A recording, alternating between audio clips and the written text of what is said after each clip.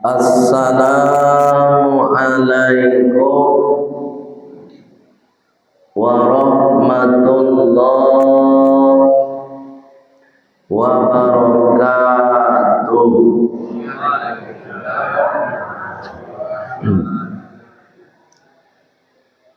Alhamdulillahilladzi ahyana. Segala puji milik Allah yang telah menghidupkan kita. Ba'dama amatana, setelah tadi malam kita dimatikan oleh Allah. Wa ilaihin nusyur, dan cepat ataupun lambat, sadar ataupun tak sadar, sekarang, nanti, besok ataupun lusa, kita semua pasti segera menghadap Allah Subhanahu wa ta'ala. Asyhadu an la ilaha illallah wa asyhadu anna Muhammadar Rasulullah. Allahumma salli wa sallim ala Muhammad wa ala alihi wa sahbihi ajma'in. Amma ba'd. Qala Allah Ta'ala fil Qur'anil Karim. Bismillahirrahmanirrahim. Rabbi shrah li sadri wa yassir li amri wahlul 'uqdatam min lisani yafqahu qawli. Wa qala aidan Bismillahirrahmanirrahim. Thumma awradna al-kitaba alladhina astafayna min ibadina faminhum zalimun li nafsihi wa minhum muqtasid wa minhum sabiqun bil khairat, sabiqun bil khairati bi'idznillah. Sadaqallahul azim. Bapak Ibu pengurus yang sama kita hormati, mulai dari ketua sampai kepada imam tetap kita yang sudah mengimami sholat subuh kita berjamaah. Mudah-mudahan Bapak Ibu sholat kita diterima oleh Allah Subhanahu wa ta'ala. Kemudian Bapak Ibu jamaah sholat subuh yang insya Allah Bapak Ibu semua dimuliakan oleh Allah Subhanahu wa ta'ala. Kenapa bisa dimuliakan oleh Allah? Dek karano nan patamu Bapak Ibu melaksanakan sholat subuh dengan berjamaah. Itulah dapat poin kemuliaan. Nah, kedua selesai sholat subuh, lai batanang pulau di dalam masjid. Melapangkan hati, jom melapangkan waktu. Untuk mandangan kajian kurang lebih 30 menit. Tak lama-lama nak bu. InsyaAllah duduknya kita di dalam masjid ini karena majelis ilmu itu yang membuat kita mulia di hadapan Allah Subhanahu wa taala. Pak Ibu yang dimuliakan Allah Subhanahu wa taala. Sebelum namo menyampaikan kaji kita pada kesempatan yang singkat ini, nan patamu ambo mengucapkan mohon maaf lahir dan batin. Ku ada salah kata ambo, salah cara, salah muka ketika pengajian sebelum bulan suci Ramadan. Ambo mohon maaf kepada ibu sadonya. Lagi dimaafkan bu. Pak lagi dimaafkan pak. Alhamdulillah. Anak ambo mau ditubulo. Ambo mau maafkan kepada ibu sadonya. Lah barasi hawa. 00 00. Dan sebab itu kita jaga silaturahim kita jaga kebersihan hati kita, kebersihan pikiran kita. Sebab kalau tak awak jaga kebersihan hati, Pak Ibu dihukum mana balik hati awak. Dia nak bu. Nama semua tu banyak mah bu. Busuk hati, buruk sangko. Itu kita buang penyakit-penyakit hati itu. Dendam, dengki, itu semua penyakit hati. Kalau penyakit hati ku Pak Ibu kadang-kadang nampak, kadang-kadang indah. Tapi kalau penyakit fisik jalan nampak. Bakuro awak nampak kuroan. Ya kan? Stroke awak nampak stroke-nya. Tapi kalau penyakit hati ku Pak Ibu kadang-kadang tak nampak. Model indak saya kiranya lahir kan itu. Dan sebab itu Pak Ibu mari kita jaga silaturahim kita, apalagi kita sesama jamaah Masjid Al-Huda. Tidak ada lagi kita buruk sangko. Dan jamaah nado buruk sangko ke pengurus. Dan pengurus model itu pulau. Nado buruk sangko ke jamaah. Saling memaafkan awak. Saling membarasi hati. Pak Ibu yang dimuliakan oleh Allah Subhanahu wa taala.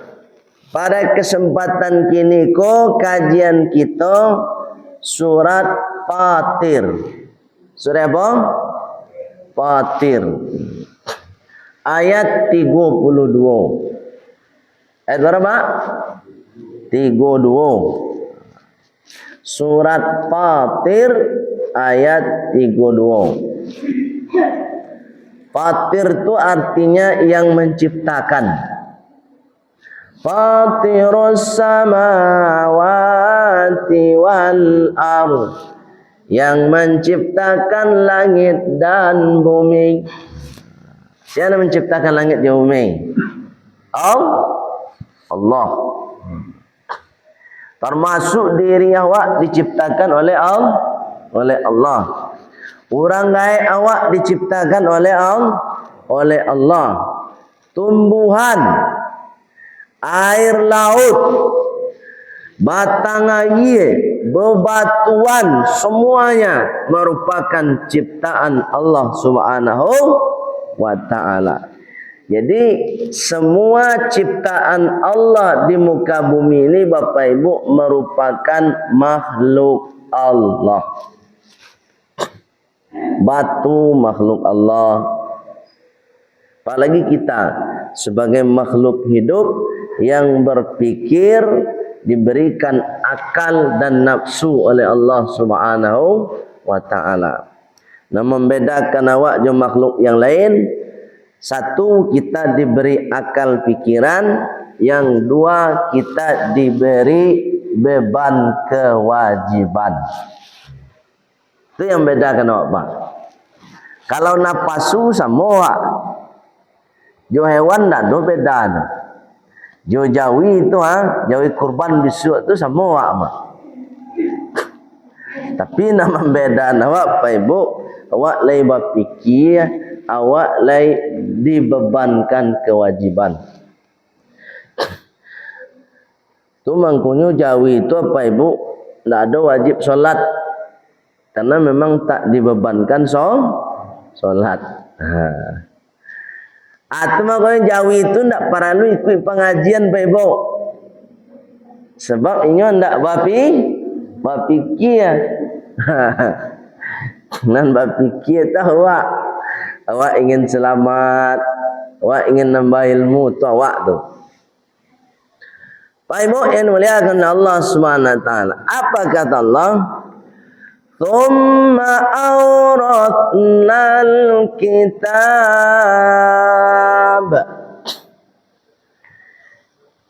Kemudian kami telah mewahyukan atau mewariskan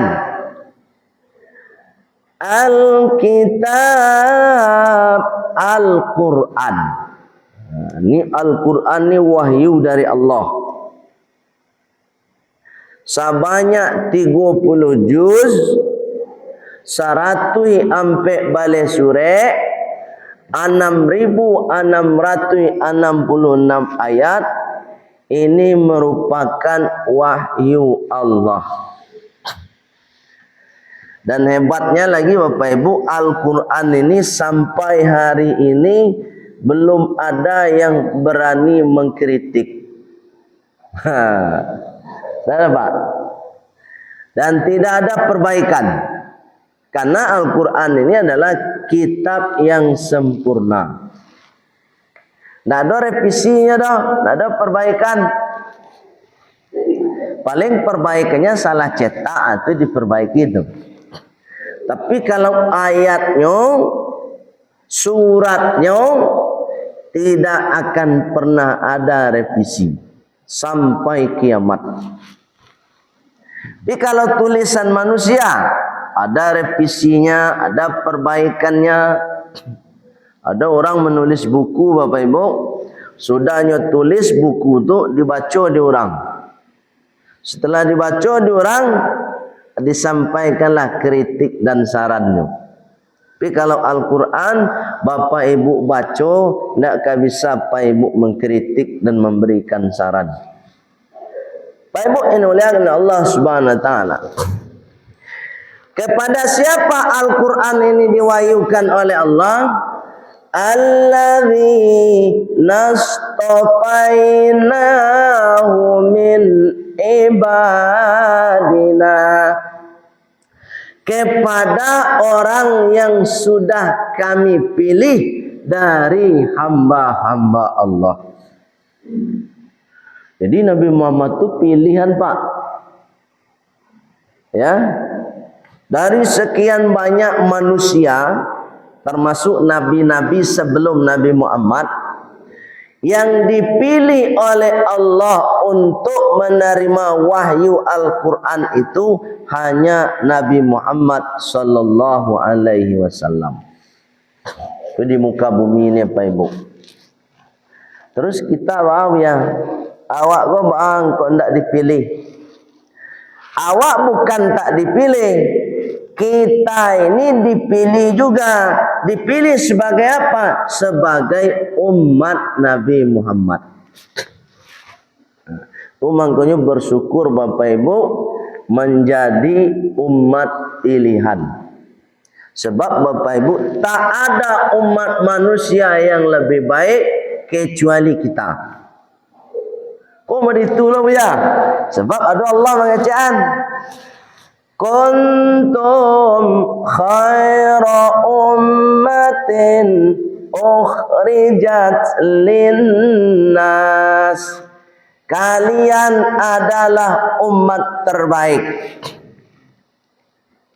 Khairu ummah, kita ini umat terbaik kata Allah. Ukhrijat linnas, dikeluarkan untuk seluruh manusia. Ta'muruna bil ma'ruf, kalian bertugas untuk mengajak kepada kebaikan. Ini awakku Pak Ibu, umat terbaiknya itu ketika awakku di panggungan diri untuk mengajak orang kepada kebaikan. Ya Bu, ini nama mengajak orang. Itu kan ada papan kurban tuh. Data orang-orang yang ikut kurban. Bara kelompok tadi yang bercalik tu. Bara kelompok Pak? 3. Halo dah. Tu ada papan itu. Apa ibu saling majak selai? Tiba beko di rumah sedang cerita-cerita sama tetangga tu ajaknya kurban. Lah semua kurban lah. Itu caranya. Itu yang ta'muruna bil ma'ruf tu. Daripada wak duduk-duduk di kedai itu mempangunjian orang, sela-sela wak duduk tu sampai kawan awak pada nak kurban tahun ini. Sebenarnya ketika awak bertanya ke orang muda itu, awak sedang dakwah. Awak sedang mengajak orang kepada kebaikan. Lagi tahu keluarga awak nan dirantau, bah kini lagi ke kurban awak. Itu namanya ta'muruna bil ma'ruf. Jadi yang mengajak kepada kebaikan, menyeru kepada kebaikan itu bukan ustaz-ustaz aja di atas mimbar, tapi kita pun bisa sebagai umat Nabi Muhammad, mulai dari hal-hal yang kecil kita ajak orang lain supaya mereka melakukan kebaikan. Wa tanhauna 'anil munkar. Kalau awak sudah mengajak orang elok, mengajak orang untuk berbuat baik, tugas berikutnya supaya kita mulia, kata Allah Subhanahu wa taala, tanhauna 'anil munkar.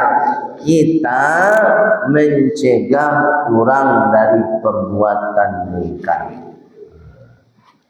Itu kalau ada orang sedang mengunjungi kawannya di kedai, nih Allah tu, jadi kunjunglah kawan tu lain. Itu sebenarnya tanhauna 'anil munkar. Memang tak nampak itu dakwah, tapi nilainya di mata Allah Subhanahu wa taala ketika kita bagi tahu, nih jangan mau itu oleh Allah tu mengunjungi orang semua. Itu sebenarnya sudah mencegah dari perbuatan yang mungkar. Wa tu'minuna billah, dan tetap mengajak orang lain supaya istiqomah beriman kepada Allah. Jadi istiqomah ku payah Pak. Itu mangkonyo selesai bulan suci Ramadan, nan tinggal nan awak-awak zalai. Ya kan? Pas bulan Ramadan ramai Pak.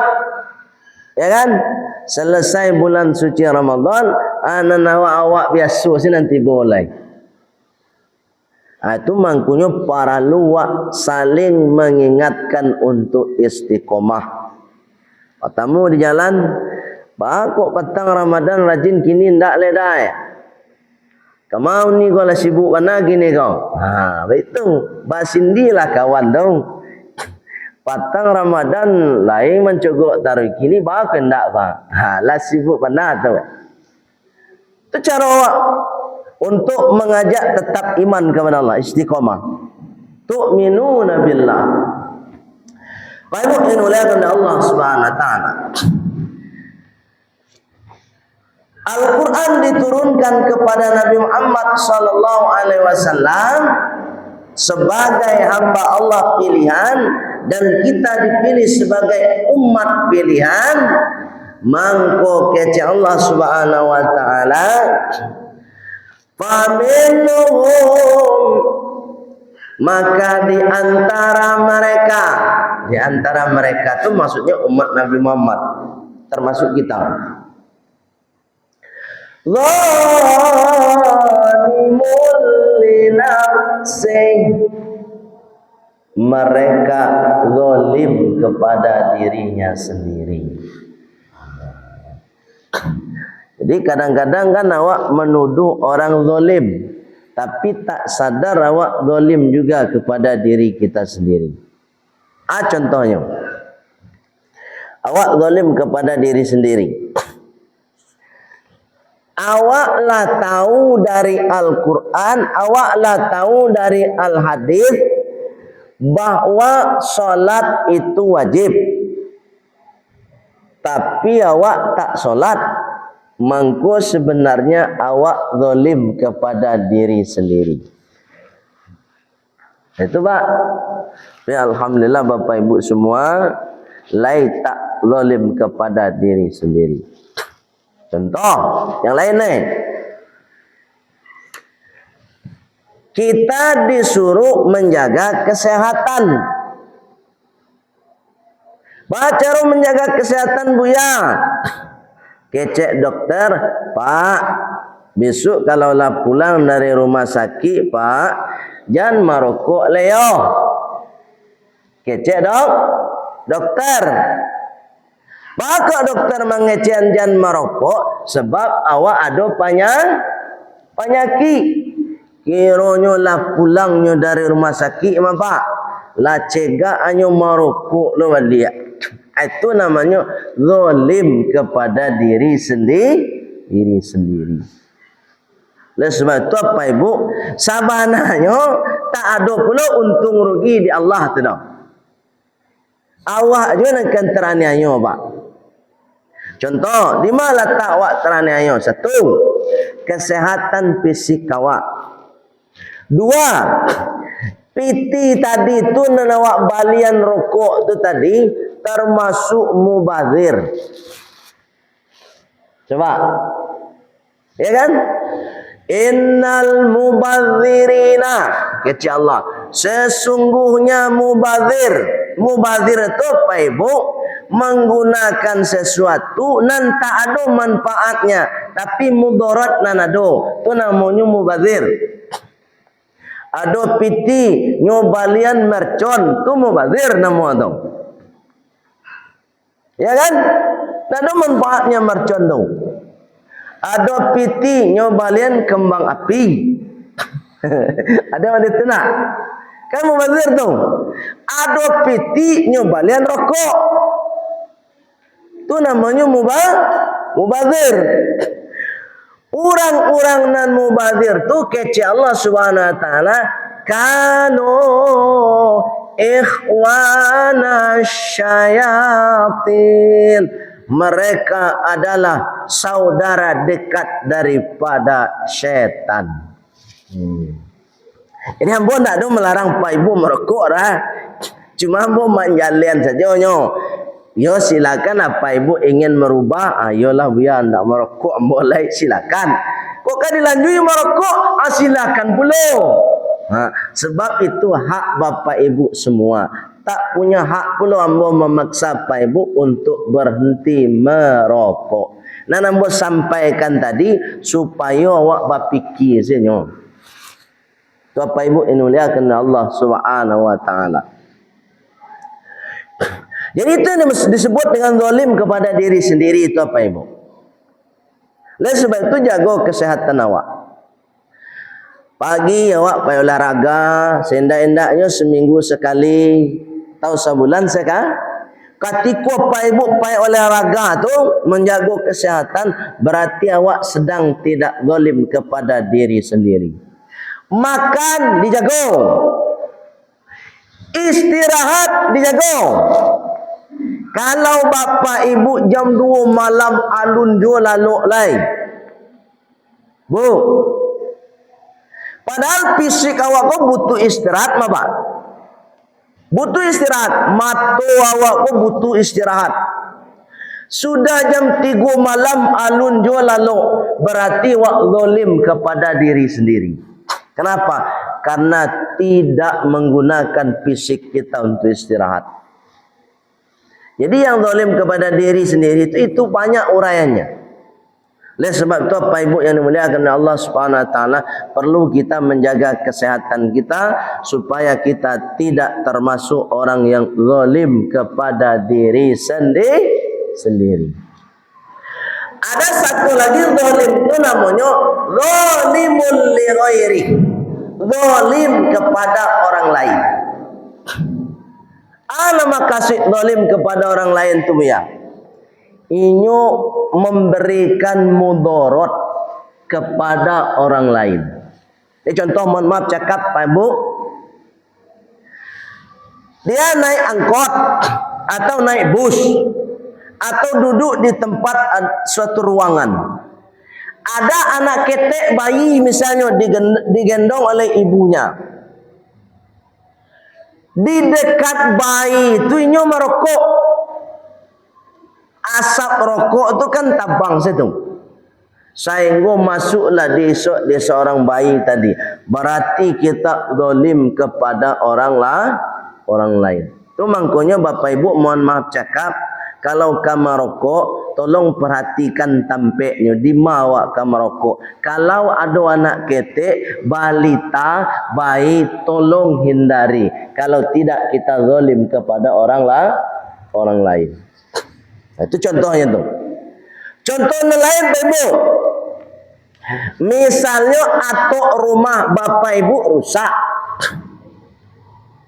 Pak Ibu panggillah tukang.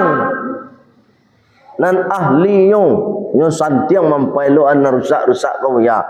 Sengalah tabuknya pailoan bu ya. Awak imbaulah tukang ko tadi. Sudah awak imbau tu nyo pailoan mana rusak tadi. Kok balobangnya tutup lubang tu. Singkat cerita, lah selesailah tukang ko tadi mampailoan rumah awak.